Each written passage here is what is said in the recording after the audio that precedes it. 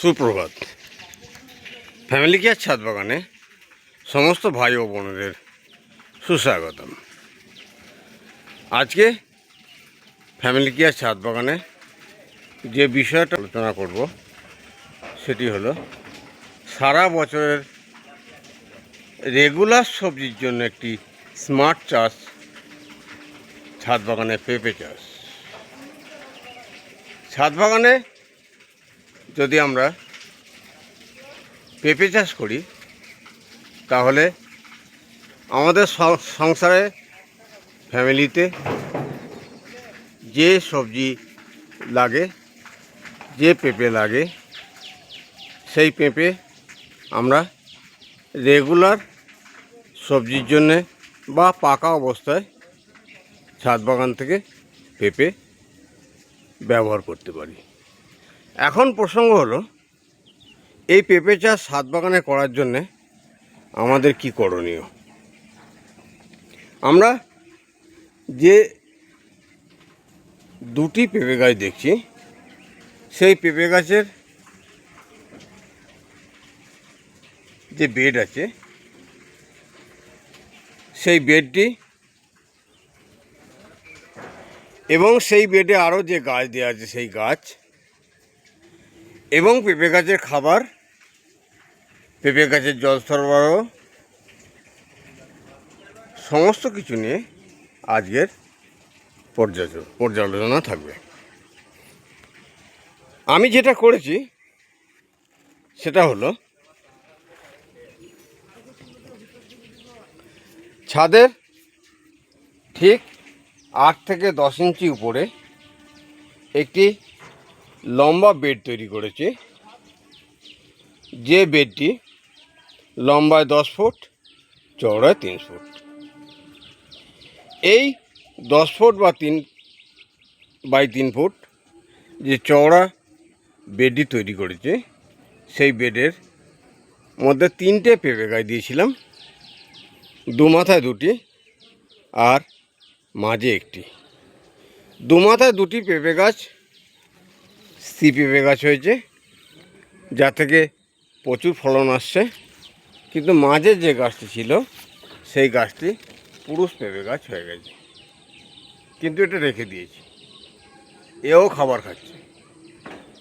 তাহলে 2টি স্ত্রী পেঁপে গাছে যখন প্রচুর পরিমাণে পেঁপের উৎপাদন দিচ্ছে, তখন এই মাঝের পুরুষ পেঁপে গাছটি কী প্রয়োজন ছিল আছে। 2টি স্ত্রী পেঁপে গাছের মাঝে একটি পুরুষ পেঁপে গাছ এবং আরও যে বেড আছে, আরও যে বেডে 2টি পেঁপে গাছ আছে, মোট বাগানে 4টি পেঁপে গাছের মধ্যে আমরা একটি পুরুষ পেঁপে গাছ রেখে দেওয়ার জন্যে যে সুবিধাটা পেয়েছি সেটা হচ্ছে ফলনের শ্রীবৃদ্ধি। 2টি বেডই 10 ফুট লম্বা, 3 ফুট চওড়া, 2টি বেডেই পেঁপে গাছ দেওয়া আছে। এই গাছটি জানুয়ারিতে বসিয়েছিলাম এবং এই বেডের অপর প্রান্তে যে পেঁপে গাছটি আছে ওটিও জানুয়ারিতে বসিয়েছিলাম এবং এদিকে যে পেঁপে গাছটি আছে এটিও জানুয়ারিতে বসিয়েছিলাম।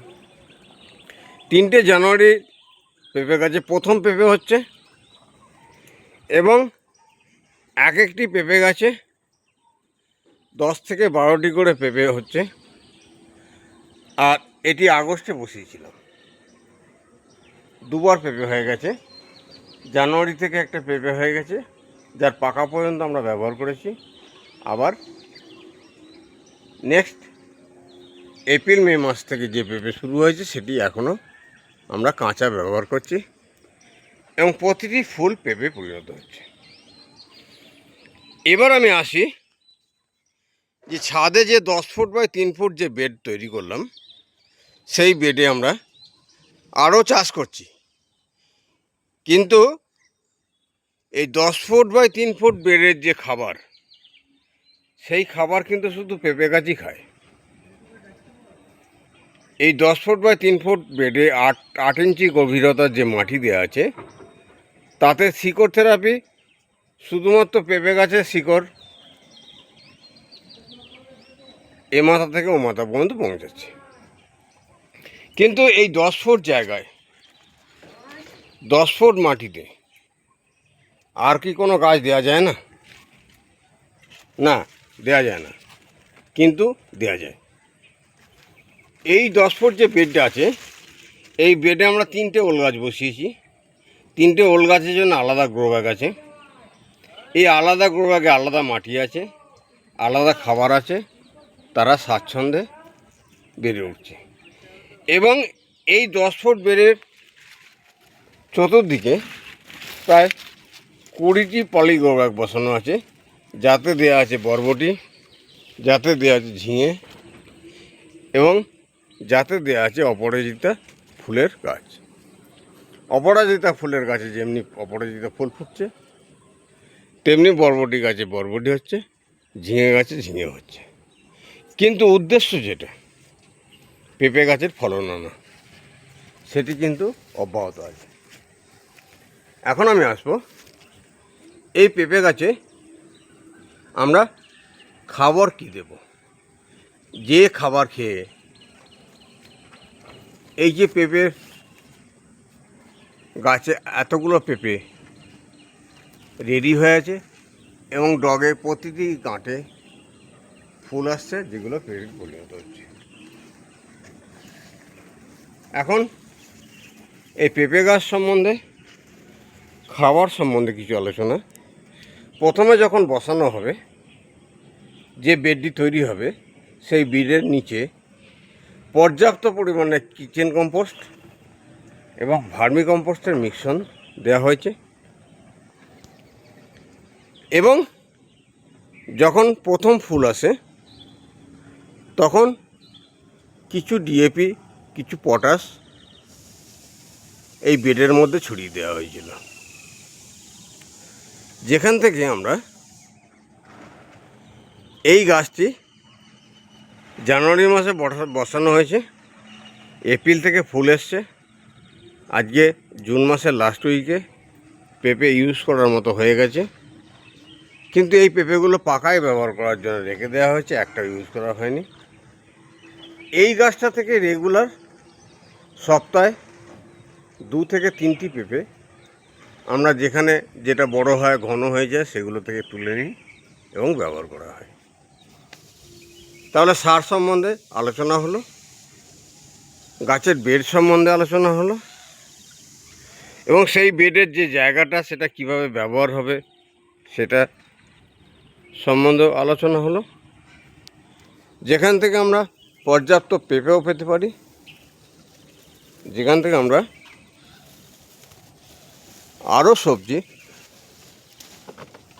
পুরো ভিজের মধ্যে বরবটি সেটাও পেতে পারি, ওল, ম্যাড্রাসি ওল দেওয়া আছে, সেগুলোও পেতে পারি। এবার আমি আসবো জলসেচ ব্যবস্থা। বেডটির চতুর্দিকে দেখুন যে গ্রো ব্যাগগুলো দেওয়া আছে, এই গ্রো ব্যাগগুলো শুধু সবজি চাষের জন্য দেওয়া নেই। এই গ্রো ব্যাগগুলো এই বেডের জল দেওয়ার যে গভীরতা সেটা ধরে রাখা এবং ড্রাই করা, দুটো ক্রিয়াদি কিন্তু এখান থেকে সম্পন্ন হচ্ছে। যখন এপ্রিল মে মাসে প্রচণ্ড গরমে ছাদে গাছ নষ্ট হয়ে যাচ্ছে, তখনও পেঁপে গাছের গোড়া সারাদিন রসালো রাখা হয়েছিল। রেগুলার এই 10 ফুট বেডে কম করে 50 লিটার জল দুবেলা দেওয়া হয়েছে, এবং সেই জল নিষ্কাশনের ব্যবস্থা রাখা আছে। কোনো রকম জল জমে গাছ যাতে নষ্ট না হয় সেটা খেয়াল রাখতে হবে। পেঁপে গাছের গোড়ায় প্রচুর জল লাগে, কিন্তু দাঁড়িয়ে থাকলে হবে না, তাহলে শিকড় নষ্ট হয়ে যাবে। পেঁপে গাছের শিকড় খুব নরম, তাই উচ্চ ফলন পেতে প্রচুর পরিমাণে জল দিতে হবে। বেড সর্বদা রসালো থাকবে, কিন্তু জল জমে থাকবে না। এখনই সকালে জল দেওয়া হয়েছে, মাটি রসালো আছে কিন্তু জল জমে নেই। এই হলো স্মার্ট পেঁপে চাষের সম্পূর্ণ পদ্ধতি, যা আজকে আর বিশেষ আলোচনা করব না। আরও যদি কোনো তথ্য সুপ্রিয় দর্শকবৃন্দ বা ভাই বোনের জানা থাকে, অভিজ্ঞ ব্যক্তিদের আবেদন করব যে কমেন্ট বক্সে লিখুন, আমি অবশ্যই সেই টিপস ইউজ করব। এবং আমি যে টিপস দিলাম এই টিপসটা একদম প্র্যাকটিক্যাল হ্যান্ডসে। আমি যখন বাগান রেডি করেছি, বাগানে উচ্চ ফলনশীল অবস্থায় আজকের ভিডিও শ্যুট করছি, তখনই কিন্তু এতে আমরা দেখতে পাচ্ছি। যাক, ভিডিওটি বন্ধুদের মধ্যে শেয়ার করুন, যাতে করে প্রত্যেকটি বাগান ছাদে এইরকম একটি সবুজ বাগান তৈরি হয় এবং 365 দিনের সমস্ত সবজির সঙ্গে সঙ্গে প্রাকৃতিক অক্সিজেনের ব্যালেন্স কমপ্লিট হয়, এই আশা আমি অবশ্যই রাখব। এছাড়াও যে সমস্ত ভাই বোনেরা এখনও ফ্যামিলি কেয়ার ছাদ বাগান চ্যানেল সাবস্ক্রাইব করেননি, তাদের অনুরোধ করব যে পেঁপে ছাড়াও বেগুন, বরবটি, কাটোয়া নোটে, কলমি শাক, একই জায়গায় ওল, কচু, আদা, সমস্ত রকম সবজির বিপুল সম্ভার আমার ফ্যামিলি কেয়ার ছাদ বাগানে আছে এবং প্রত্যেকটি সবজি চাষ সম্বন্ধে টিপস আমি সর্বদা ফ্যামিলি কেয়ার ছাদ বাগান চ্যানেল থেকে দিয়ে থাকি। তাই সুপ্রিয় দর্শকবৃন্দকে বলবো যে যারা এখনও পর্যন্ত ফ্যামিলি কেয়ার ছাদ বাগান চ্যানেলটি সাবস্ক্রাইব করেননি, অবশ্যই সাবস্ক্রাইব করুন এবং সঙ্গে থাকুন। আজকে আর ভিডিও বিশেষ দীর্ঘায়িত করব না। সমস্ত ভাই বোনেদের নমস্কার জানিয়ে এবং ঈশ্বরের কাছে প্রত্যেকের সুস্থতা কামনা করে, যাতে করে আগামীকাল পুনরায় একটি নতুন টিপস নিয়ে হাজির হতে পারি, এই আশা রেখে আজকের ভিডিও এখানেই সমাপ্ত করলাম। নমস্কার।